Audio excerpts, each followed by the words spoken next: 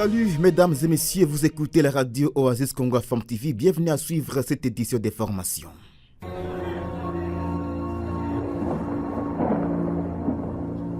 Oasis, la météo. Voici comment se présente la prévision météorologique de ce mardi 29 octobre 2024 en ville de Béni. Lever du soleil 5h42 et se coucher 17h48. La température maximale sera ressentie à 28 degrés, la minimale à 18 degrés Celsius. Le vent courra à 10 km par heure l'avant-midi à direction est et à la même vitesse l'après-midi à direction sud. Ce jour, le ciel sera nuageux accompagné des orages et d'averses. La météo prévoit un risque de pluie variant entre 30 et 50%.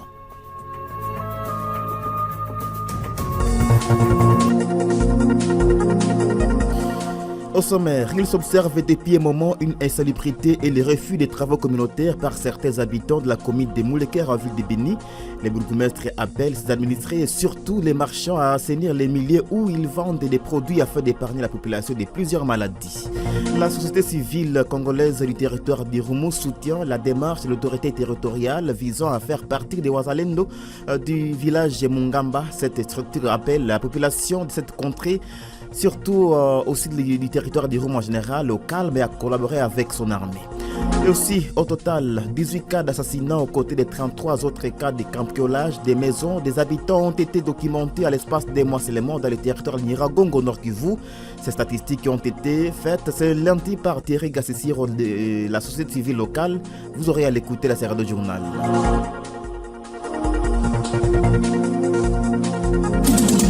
Jeune, ton avenir est plein d'espoir. Mais une seconde de plaisir sexuel peut le gâcher à jamais. Sois sage. Shadrach Mbafumoja à la prise des sons et la mise en onde, Jires Kassongo au micro. Il s'observe depuis un moment une insalubrité et le refus des travaux communautaires Salongo par certains habitants de la commune de Moulekere en ville de Béni. C'est le constat qui a été fait par les bourgmestres de cette municipalité lors de la parade hebdomadaire tenue ce lundi 28 octobre 2024. L'autorité communale appelle pour l'occasion ses administrés et surtout les marchands à assainir les milieux où ils vendent des produits afin d'épargner la population de plusieurs maladies. Le commissaire supérieur Ngongo Mayanga Dedonné est ici au micro de Djoria Mireille. La situation sécuritaire de notre commune est relativement calme. C'est toute l'étendue de notre commune qui regorge 10 quartiers. Néanmoins, il y a quelques cas d'insalubrité qui a caractérisé beaucoup de nos quartiers. Avec les nouveaux programmes que nous avons, le samedi, c'est devenu une journée pour les salons, activité qui va permettre à ce que la population elle-même, qui a des activités, d'assainir leurs milieux, d'assainir là où ils sont en train de vendre les produits et se réserver pour la journée de samedi. Mais le constat qui est fait, les gens ne veulent pas faire les salons, les gens ne veulent pas assainir leurs milieux pour leur propre santé. Voilà brièvement la situation qui se présente dans notre entité. L'acteur politique de Béni, Moïsa Katouva Brino, a apporté ce lundi 28 octobre 2024 une assistance à vivre aux détenus de la prison centrale de Kangwai. Ses fils de Béni dit avoir posé cet acte pour soulager tant soit peu les besoins primaires de ces personnes à conflit avec la loi. Katouva Moïsa Brino a profité de cette occasion pour appeler ces détenus au changement de comportement. Il demande également à la population de Béni d'avoir un esprit positif en soutenant la vision des jeunes. On l'écoute au micro de Sixte Kalumendo. Nous avons été à Kangwai d'abord, c'était pour aller combattre avec nos frères qui y sont, innocemment ou pas innocemment. Nous nous sommes dit, pas comme tout le monde, mais comme nous-mêmes, aller combattre et puis donner un mot d'espoir à des personnes emprisonnées, qu'il existe au moins un moment où ils seront libérés, et Inch'Allah. On leur a encouragé aussi d'être motivés, surtout de changer de comportement s'ils étaient malfrats, pourvu qu'ils ne répètent plus de mêmes peines ou de mêmes tortures. Nous avons un message très clair à la population de la ville de Béni. Nous sommes venus d'abord comme tout citoyen, comme tout fils de Béni, mais nous sommes venus avec un mot d'espoir pour Béni. Un mot d'espoir dans le cadre de la redynamisation des des effets politiques, puisque nous avons constaté que c'est la politique de toutes les façons qui nous gère. Et nous, si nous voulons comprendre bien l'éthique de la gestion de la ville de Beni ou environ, voire même territoire de Beni, nous devons aussi être d'un esprit positif. On ne vient pas comme groupe de pression ou mouvement citoyen au consort, mais nous sommes venus comme des citoyens simples qui portent un message d'espoir à la ville de Beni. Il doit nécessairement orienter les idées jeunes pourvu que l'on participe en âge d'or comme des acteurs politiques et voir en fait qu'est-ce que nous pouvons aussi donner. Bien que jeunesse, espoir de demain, mais demain, si hier était hier, aujourd'hui c'est demain déjà.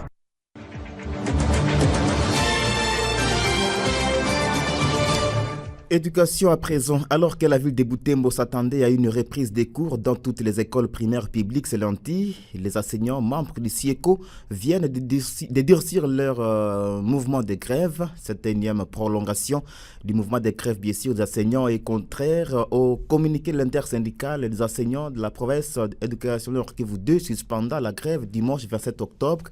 Faisons les points ici avec notre correspondant à Butembo, Nzangos Movissoa. Malgré la déclaration de l'intersyndicale des enseignants de la province éducationnelle Nord Kivu 2 du dimanche 27 octobre 2024, suspendant le mouvement de grève, et ce, après une rencontre ce même dimanche et a connu la participation des membres d'une délégation du ministère de l'Éducation, les enseignants de la ville de Butembo, membres au CIECO, disent ne pas être concernés par la suspension de cette grève.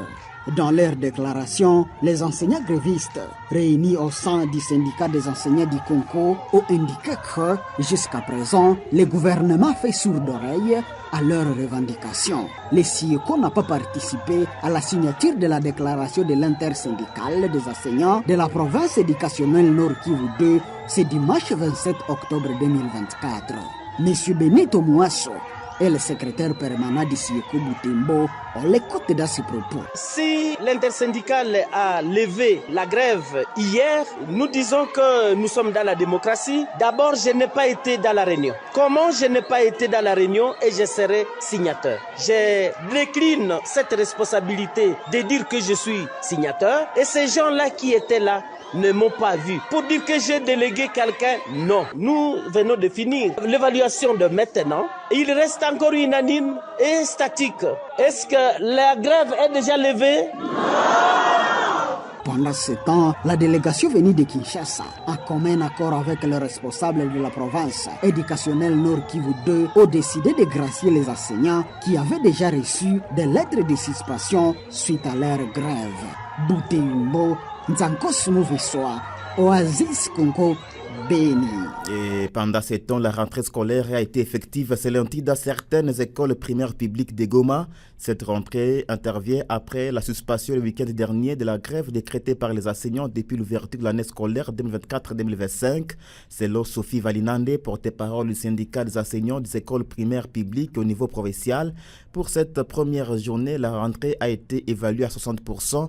Au micro de Biefé Toumsifou, nous proposons d'écouter Sophie Valinande pour plus de précisions. Nous sommes parmi les enseignants des écoles primaires publiques. Nous faisons connaître à la face du monde qu'aujourd'hui, malgré tout ce que nous avons subi comme difficultés, tout ce que nous avons vécu comme contradiction, la rentrée après la suspension de la grève, même si certains enseignants se sont opposés, nous avons réussi à atteindre au moins 65% de la reprise des cours. Et à cela, nous avons vu les enfants avec des figures joviales, des parents qui étaient vraiment contents et qui suppliaient les enseignants et qui les encourageaient pour la reprise des cours. Et donc, après la rentrée, nous disons que pensons que demain, après-demain, la rentrée sera vraiment à 100% effective. Et nous tenons à informer à la population que même les autorités, les gestionnaires ont fait la ronde et ils étaient en train de féliciter les enseignants qui se sont donnés, qui se sont sacrifiés et même encourager et donner une compassion à tout le monde. Et au total, nous l'avons dit au sommaire, 18 cas d'assassinat ont été documentés à l'espace des mois seulement dans les territoires d'Nyiragongo au Nord Kivu. Cette statistique a été faite ce lundi par Thierry Gassissiro, secrétaire exécutif de la société civile dans les 10 territoires. À l'en croire, hormis les cas d'assassinat, 33 autres cas de cambriolage des maisons des habitants ont été enregistrés pour le seul mois d'octobre. Thierry Gassissiro, cadre de cette structure citoyenne qui condamne la montée à flèche des cas d'insécurité dans cette partie de la province de Nord Kivu, démontre l'implication urgente des autorités compétentes pour mettre fin à cette série d'insécurités orchestrées par les présumés bandits. On l'écoute dans cet élément sonore. Nous déplorons vraiment la persistance de l'insécurité dans les territoires de Nyiragongo qui prend vraiment de l'allure. Cela en dépit des efforts fournis par les autorités locales ainsi que les dénonciations de tous les bavures commis par des assaillants. Mais malheureusement, pour seulement ces mois d'octobre, nous sommes déjà à plus de 18 cas d'assassinat, plus de 33 maisons cambriolées. Ici, nous faisons allusion à des maisons, boutiques, et quelques maisons d'édition de commerce visitées par des bandits et qui crépitent des balles par-ci par-là. Et donc c'est triste, vraiment, c'est déplorable. Visiblement, la vie est devenue insupportable. Beaucoup d'atrocités. Les gens ont fui la guerre pour se réfugier dans la partie sud du territoire de Nyiragongo. Malheureusement, ils passent des nuits dans des crépitements de balles et cela nous inquiète énormément. L'opération s'affiche à Mujiwa Nyiragongo, fait conjointement avec le maire de la ville et aussi dans son opération s'affiche à Mujiwa Goma. Et c'est chaque jour que l'administrateur du territoire de Nyiragongo présente des bandits sur la place publique et les armes qui sont en train d'être ravies à ces bandits qui sont arrêtés et qui tuent les gens. Malheureusement, la persistance de l'insécurité continue. Il est donc temps que toutes les autorités au niveau provincial, au niveau national puissent joindre leurs forces pour stopper cette insécurité. Toujours dans cette partie, un élément des forces armées de la République démocratique du Congo a été tué dans une justice populaire la nuit de dimanche au lundi 28 octobre au village Bungamba, en territoire de Nyiragongo bien sûr. C'est l'autre Thierry Gassissiro, cadre de la société civile locale. Il s'agit d'un capitaine des forces loyalistes qui a été confondu à un voleur pourtant ces derniers étaient dans une mission de routine de service. La société civile locale qui condamne ces cas de la justice populaire dans cette municipalité demande aux habitants de chaque fois déférer toute personne arrêtée auprès des services compétents et aux autorités bien sûr militaires locales d'amorcer les enquêtes afin de trouver les auteurs de cet acte qui va à l'encontre de la loi. Il s'y est de rappeler ici que les cas de justice populaire sont devenus récurrents dans les territoires de Nyiragongo et en ville de Goma. Direction Walikale où la situation sécuritaire demeure très précaire depuis le 20 octobre dernier suite aux affrontements opposant les forces armées de la République démocratique du Congo aux rebelles du M23. Ces derniers ont à nouveau lancé ce lundi 28 octobre des attaques contre des positions des forces loyalistes dans les villages de Mpeti et ses environs. Nos sources sur place rapportent que des populations civiles ont fui cette partie de Walikale vers des endroits qui semblent être bien sécurisés. Par ailleurs, Mathieu Matesso, acteur de la société civile locale, ajoute qu'actuellement, les supplétifs de l'armée rwandaise visent l'agglomération de Pinga. Il est ici au micro de Prosper Buhuru. Merci beaucoup pour votre préoccupation. Tel que vous venez de le souligner, les affrontements sont signalés présentement là à Mpeti. Mpeti est à 18 km de Pinga. Maintenant, des bombes se font sentir déjà au niveau de Pinga et ça cause panique dans la population. Une partie de la population se dirige dans la forêt et les autres sur l'axe Ihana, c'est dans le territoire de Massis. Donc la population se dirige à Ihana. Les autres prennent la route vers Nyabiondo. Ne cessons pas de signaler comme quoi Pinga avait accueilli toute la population de Malemo à partir de Kalem, de Malemo, Minjenje et voilà. Aujourd'hui encore cette population qui a fui les villages déjà conquis par les M23 à Pinga, ils sont encore déplacés. Donc c'est une situation très compliquée pour se déplacer qui ont fui la guerre à partir de Kalem. Merci beaucoup. Et enfin, la société civile congolaise du territoire de Roumu soutient les démarches de l'autorité territoriale visant à faire partir des Wazalendo du village Mungamba dans le groupement Bapoulou en chefferie de Walese Vokutu. Son premier vice-président, Meshak Moutouka, qui s'est confié à la presse ce lundi 28 octobre, appelle la population de cette localité et celle du territoire du Roume en général au calme et à collaborer avec l'armée. Il est au micro de Gabriel Kambou Ilomba. Tout en soutenant les autorités militaires du territoire d'Irum qui veulent voir ces Ouazalènes présentement au village de Mungam dans la chefferie de Walese Vonkou. Ces derniers doivent retourner d'où ils sont venus. Nous appelons aux filles et fils du territoire d'Irum de rester trop calmes car nos autorités politico-administratives ainsi que militaires suivent de près cette situation et la solution sera trouvée et ces jeunes qui séduisent Ouazalènes vont regagner leur base où ils sont venus. Néanmoins, nous interpellons tous les leaders du territoire du Roume de ne pas communautariser cette présence de ce groupe armé à telle ou telle autre communauté, dans l'objectif de ne pas tomber dans le piège de l'ennemi.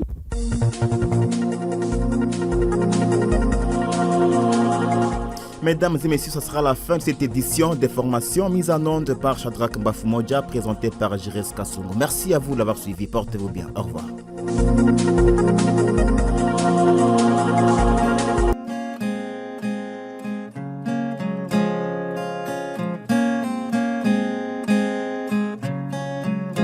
Trois morts, dont 2 la nuit et 1 la journée, dans la même cité. Ça se passe au royaume de là-bas. Le vrai problème au royaume de là-bas est que dans chaque dossier d'insécurité ou de criminalité, les enquêtes sont toujours en cours et n'aboutissent jamais. Dans une nuit, un bandit armé est attrapé dans un quartier populaire. Fatigués des enquêtes qui n'aboutissaient jamais, les jeunes décident de les brûler vifs. Ces bandits venaient d'assassiner une femme dans le même quartier. Au petit matin, les enquêtes sont ouvertes, mais cette fois-ci en double vitesse. Les ministères publics lancent ces enquêtes, généralement des enquêtes par formalité et sans issue. Les jeunes du quartier lancent aussi leurs enquêtes avec tout le sérieux et détermination. Ils arrivent à dénicher un jeune homme voleur de carrière expérimenté dans les vols et fils d'une personnalité bien connue du coin.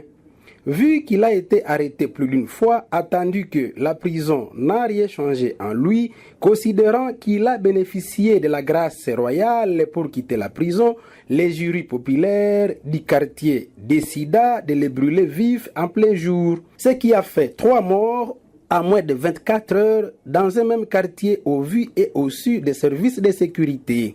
Les voleurs brûlés en plein jour a avoué être en collaboration avec un chef local. Ce dernier s'était déjà retiré pour échapper à la sentence du jury. Le vrai d'ailleurs, car au royaume de là-bas, la peine capitale n'est pas d'application dans les cours et tribunaux du pays. Des grands criminels finissent par quitter la prison étant donné leur peine de mort ne sont jamais exécutés. Les jeunes gens voulant appliquer les codes pénals à déphasage d'ailleurs avec les réalités locales se constituent en jury circonstanciel pour appliquer la peine capitale.